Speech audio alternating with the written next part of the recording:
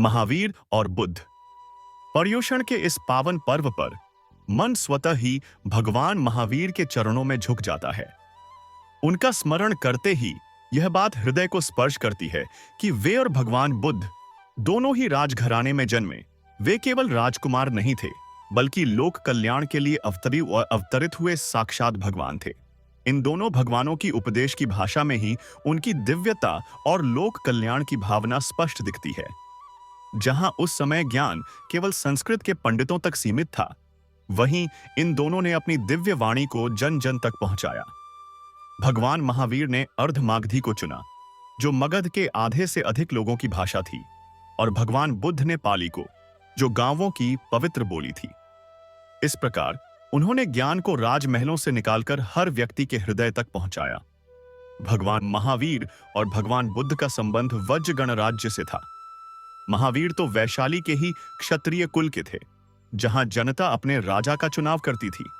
यह राजतंत्र नहीं, बल्कि एक ऐसा गणराज्य था जहां हर व्यक्ति का मत महत्वपूर्ण था। इसी वातावरण में उनका दिव्य व्यक्तित्व विकसित हुआ, जो किसी अभिमान या राजसी अहंकार से रहित था।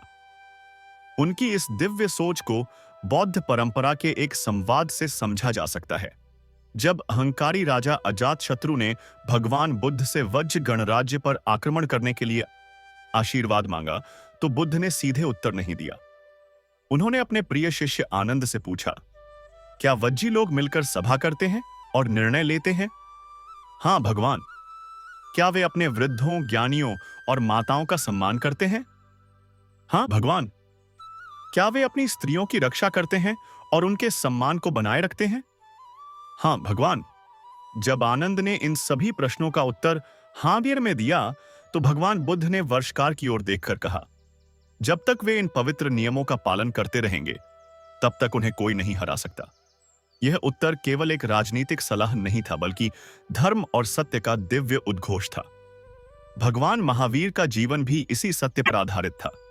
उन्होंने अनाक्रमण का व्रत लिया, जिसका अर्थ था कि वे आत्मरक्षा में ही शस्त्र उठाएंगे।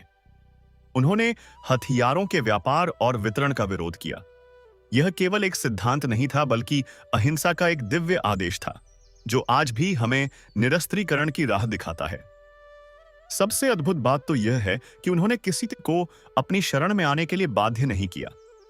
उन्होंने स्वयं किसी से दीक्षा नहीं ली और कहा कि कोई भी व्यक्ति स्वयं के प्रयासों से मुक्ति प्राप्त कर सकता है, भले ही वह उनके संघ का हिस्सा न हो। उन्होंने यह भी सिखाया कि सत्य एक नहीं, बल्कि अनेक होने से है। इसे अनेकांत दृष्टि कहा गया, जिसका अर्थ है कि एक ही सत्य को अलग अलग दृष्टिकोणों से देखा जा सकता है। यह हमें सिखाता है कि हमें दूसरों के विचारों का सम्मान करना चाहिए, क्योंकि सभी मिलकर पूर्ण सत्य का निर्माण करते हैं। बुद्ध और महावीर की इस परंपरा को हमारे समय में महात्मा गांधी ने आगे बढ़ाया। उनके शांतिपूर्ण सह अस्तित्व और सत्याग्रह के सिद्धांत उन्हीं दिव्य उपदेशों का आधुनिक रूप हैं। नेल्सन मंडेला ने भी इसी पथ पर चलकर सत्य और सुलह आयोग, ट्रुथ एंड रिकंसिलिएशन कमीशन की स्थापना की, जो क्षमा और सुलह के माध्यम से समाज को जोड़ने का कार्य करता है। यह सब भगवान महावीर का ही अग्रचरण है, जो हमें धर्म, सत्य और अहिंसा के मार्ग पर चलने की प्रेरणा देता है। उनके दिव्य उपदेश आज भी हमारे जीवन को आलोकित कर रहे हैं।